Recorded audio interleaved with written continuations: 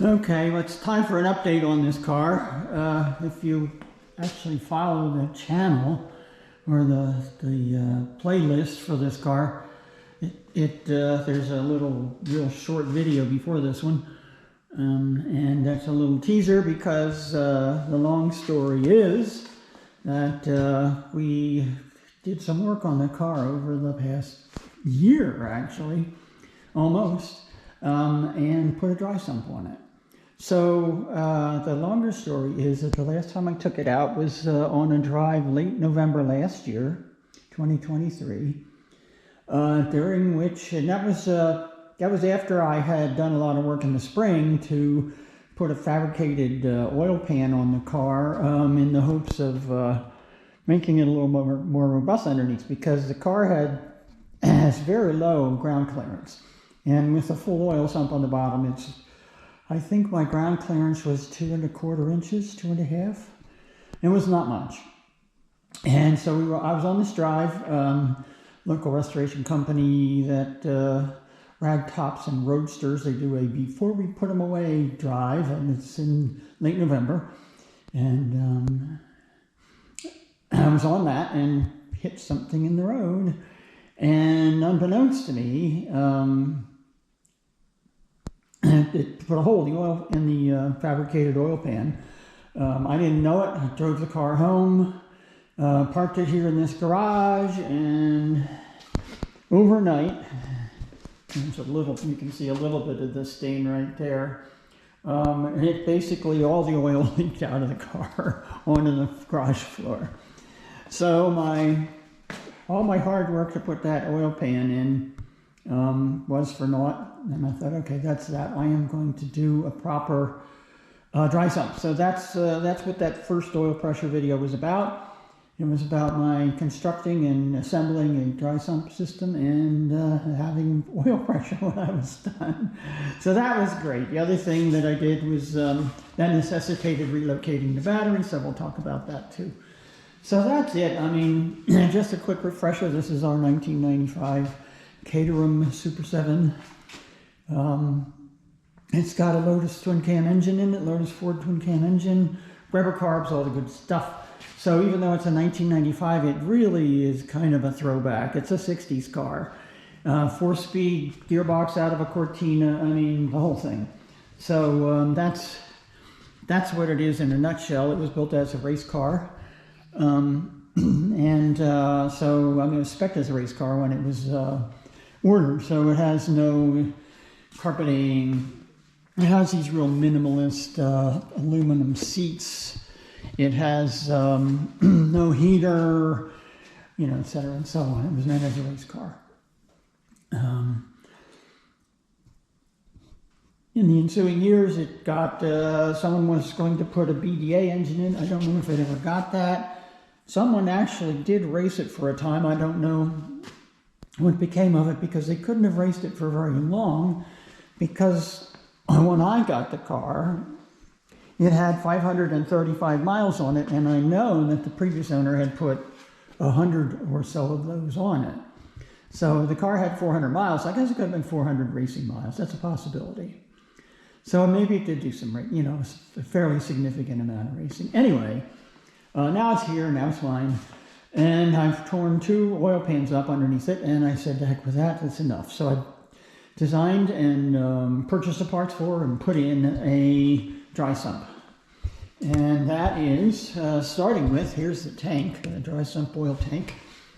You can see it goes down in there. It's 14 inches tall and 6½ inches in diameter, which is good because that's about as much as you're going to get in there between this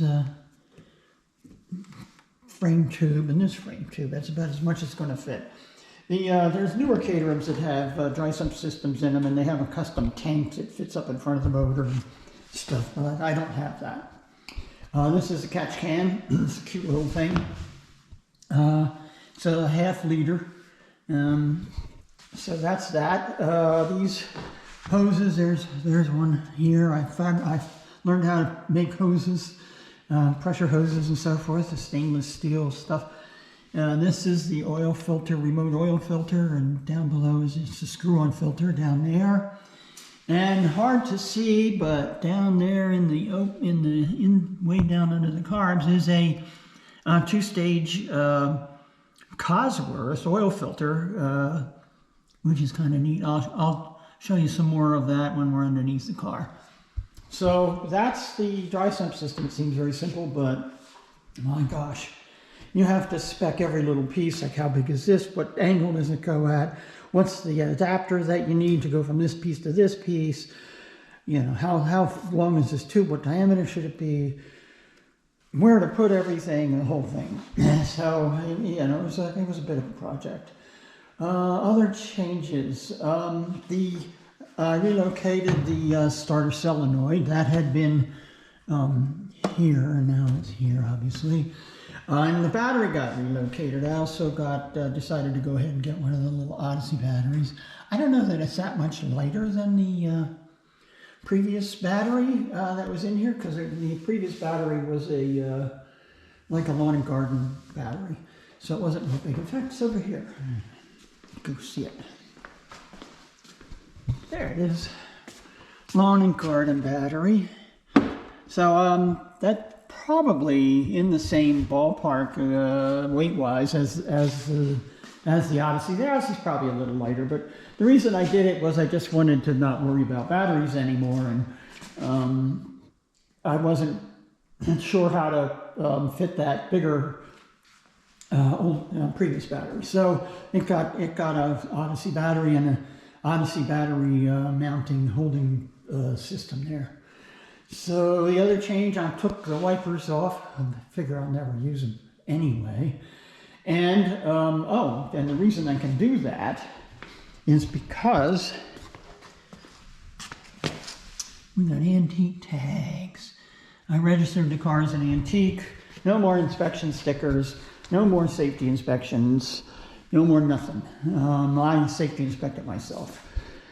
So that's, and it supposedly limits how much you can drive the car, but I've never seen anybody chased off the road for it. The other thing I did was I shortened up the shifter. So it's just this little stub now. Kind of cute. See if I can move it a little bit for you.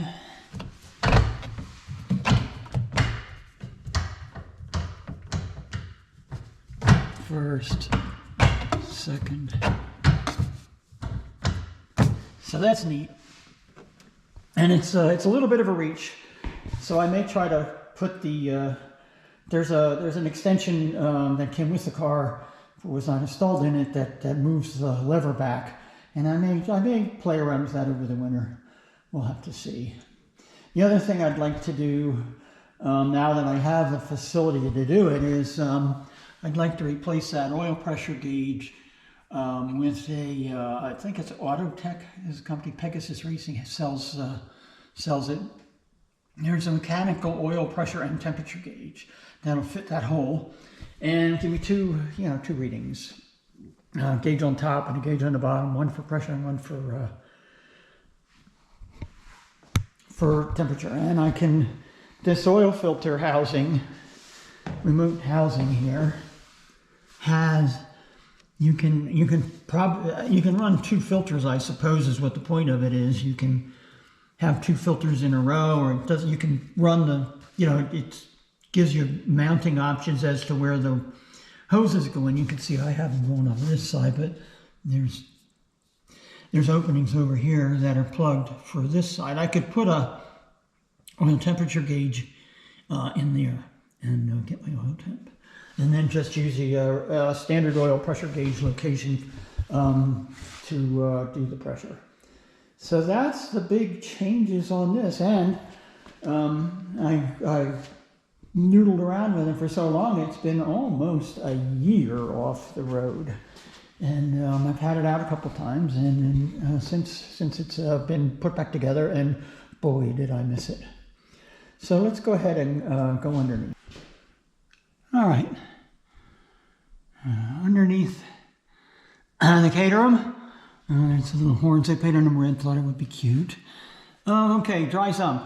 First of all, the sump, here it is. It's a steel pan. It's an old piece. I got it from Al, and the guy that sold me the car. He had been collecting parts for Dry Sump and never got around to putting it on. Now I put it on. So it has a name. I forget what it's called. It's a certain type of sump. At any rate, there's a plug over here. There's a pan down the center. There's a windage tray just under this level. You know, you'll get a little bit of oil collecting down here, which is where the scavenge section of the oil pump. There's the oil pump. This is the input for the scavenge section of the pump. It's a two-stage pump. You've got impeller and pumping section out here, and then there's another section in here for the high pressure side. So the scavenge side is just to get the oil out of the sump and up into the tank. It goes up into the top of the tank. And then the pump, the high pressure side of the pump picks it up down at the bottom. Let's go look at the tank here. Tank is there. It's a little tough to see the top hose because of the oil filter. But while we're talking about it, hey, there's the oil filter. And the two hoses coming from it. Everything, oops, comes back here to the pump. Everything. There's hoses. There's 4 hoses going in and out of that poor thing. 5, actually, if you count this, got the inlet pipe. But yeah. So this is the scavenge in. Let's see if you can see it right there. And scavenge out, which bends around and goes over to the top of the tank, which is that big steel hose going into the very top of the tank. Tank has 2 sections. There's a top section for swirling the oil around and trying to get the air bubbles out of it and so forth, and then it sinks down into the bottom here where there's a pickup that goes down quite low in there. Let's come around this side. There's a pickup down in here that feeds this hose, and then that goes to that's the inlet to the high pressure side of the pump. Yeah, that's a little hard to see, but it comes in right there. This is the curved motor mount that allows this pump to even fit. The regular motor mount just goes straight, and there's no room for that 2-stage pump. So that's another thing. This is a special motor mount. The car came with it, so I guess Al had done some of the prep work. Let's see. So anyway, that's the inlet, and then there's 2 on this side that come. There's one down here, and there's one up above on the other side above the scavenge out that go to and from the oil filter, and then from the oil filter goes boom into the motor. It's actually the top one up there. A little hard to see, but that one goes into the engine and feeds the motor, which it's doing. Woohoo! And it's even harder to see, and I don't know if I can even, let's see if I can get a light on that. You see that brass up there? That's a 90-degree elbow I put on, so I had a place to put the oil pressure sender, which didn't fit with this new pump. So, and that was a heck of a thing. Turns out it's a standard American thread size, which I figured it was some sort of weird old British something or another, but it wasn't. Anyway, so that's pretty much the bulk of it. But you can see, if you look back along the line here, the lowest thing now is the bell housing. And that's it's about 3.5 inches from the ground to that. So it's tolerable. So that's the underside of the dry sump system. This is the oil pan that was on the car when I got it. And as you can see, I was scraping the heck out of things with it. Even ground down the edge of the bolt and the drain bolt. So that one was getting beat up. And this is the front of the car, front of the pan, and the fabricated pan, the sump part is in the back. I'll show you that next. Anyway, that's one that I didn't actually destroy, although, boy, that's pretty close right there. I don't know how close we can get, but yeah, that's pretty gnarly. So it wasn't quite leaking, but it looks like it really wanted to. So This is the fabricated oil sump. And the pickup, this is the back of it. Back here, front up there.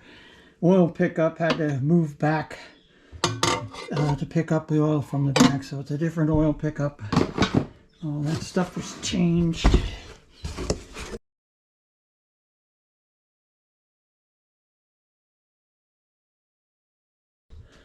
So this would be the front. You can see it's a, it's a heavy steel, thick material. Weld there, welds here. It's a fabricated piece. I thought, boy, this will be heavy duty. But first thing that happened, I'm a real gem here. First thing that happened was that big dent there. That is from me, and this is a true confessions. I dropped the motor while it was on the cherry picker, which is all disassembled, and the whole thing fell over, and the motor clanged onto the floor and got a big dent. But it didn't leak, amazingly. When it started to leak was when I hit whatever I hit, and I believe that would have been over on this side, right in here, and broke that weld right there, and all the oil came out. Okay, a little shifting demo. First, second, third, fourth, reverse. The shift lever used to come out and come up here. It was about out here, just far enough away from the dash to keep you from banging your knuckles. You had to go into first like this though, because otherwise you would bang your knuckles. So I did find another lever, which is why I had the nerve to, screwed up the nerve to cut this one off. So if I messed it up, I have another one to work with. But that's it, and it's like when I'm sitting in the car like this, I reach. With the belts tight, my fingers just get a little bit beyond the stick in first and third, so it's good reach. Which is why it would be nice if it were, back about here. And that's about what the extension assembly would do, but that requires me to cut a lever even shorter than that one, so it has a starting point. So we'll see about that. In the meantime, I'm going to hope for slightly warmer weather for the rest, just for a week or so, maybe a little longer, so that I can get some drives done, because I want to drive it. It's been too long away, so let's put a few more miles on it before winter.